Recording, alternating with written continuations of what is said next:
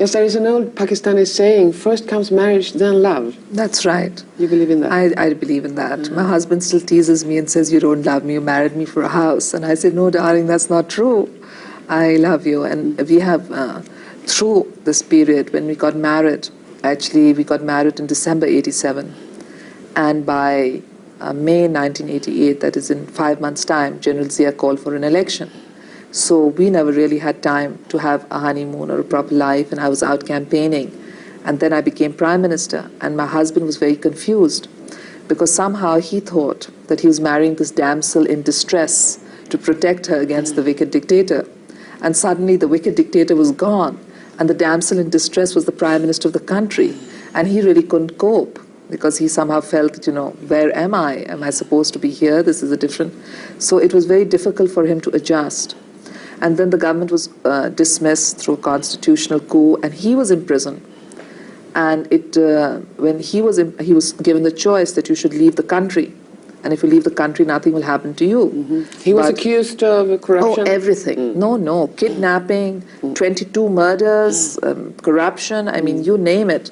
And he was accused of it. I mean, it was bizarre how they went and picked up bankers and civil servants and friends of his, hung them upside down, tortured them, broke their shoulders. They used to go to court and say, we're being tortured. The courts would do nothing about it. And before it all happened, he was told, leave her. You can get separated. You just go to London. And if you do that, nothing will happen to you. And I begged him to go. I said, I've seen it. I'd never thought they'd do it to my father, but they did it. And they'll do it to you. So please go. I begged him to leave, but he wouldn't leave. And he preferred to face prison. And those were very, very difficult days when my son was 2 and my daughter was not yet 1. I used to fear they'd be kidnapped. Finally, I sent them to London to live with my sister. But I couldn't live without them. I somehow felt that how can I deprive a 2-year-old child and a 1-year-old child from a mother and a father? So I brought them back, and my sister told me when I brought them back that they hadn't stopped crying every single night. And then I couldn't let them out of the house. So there I was with a husband in jail with 2 minor children, and we didn't know whether they were going to sentence him to death or not. And you went to prison to visit him? I used to visit him in prison, and then I remember that in May 1992, he was allowed to come for the budget session for the first time in 2 years. We had fought through the lower courts and the high courts, and we had got him permission to attend after 2 years the National Assembly. And then we never knew whether they would ever bring him again, and whether he would be sentenced, or how long the regime would go. And that's when whether they'd even sentence him to death. And that's when we decided to try for another baby. And we said, we leave it to God, because it will be up to God.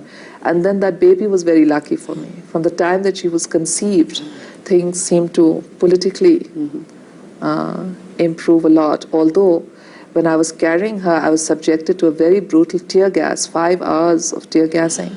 And I often wonder that if I had known that they're going to tear gas me for 5 hours, or lathi charge me, baton charge me, I would never have done it because of fear for my child. But because I didn't know that they could do this to me, I was just caught up. And I was so worried about my child till she was born, because I was afraid that it would have an adverse effect on her. This is Asifa? This is Asifa. Yes. My 3rd child. And she's fine too. And she's fine, thank God for it, because with her I've been so worried that is she walking on time, is she talking on time, is she crawling on time? Just out of that mother's fear that I went through this tear gassing and did it harm my baby. What's most difficult, you think, being a mother? Excuse me? Sorry. What's most difficult, do you think, being a mother? I think being torn between one's career and children. No matter how much we may try to hide it, at least I as a mother, I always think that am I doing the right thing? My children are small. My children need me. Am I there for them? And that really makes me worry from inside.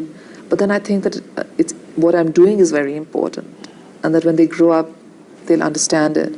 And more than that, I think that anyhow, a mother who goes out and works is surely bringing more balance to the home life than if I wasn't going out. Maybe if I wasn't going out, I'd nag at them more.